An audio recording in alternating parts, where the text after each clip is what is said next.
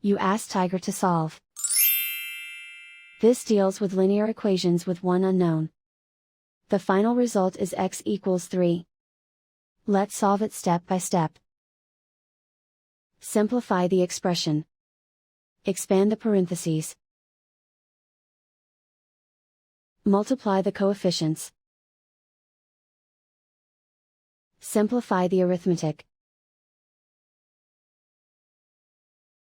Group all constants on the right side of the equation. Subtract 5 from both sides. Simplify the arithmetic.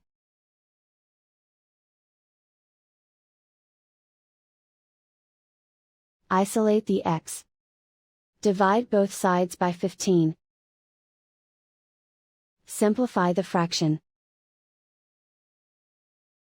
Find the greatest common factor of the numerator and denominator. Factor out and cancel the greatest common factor. And so the final result is x equals 3.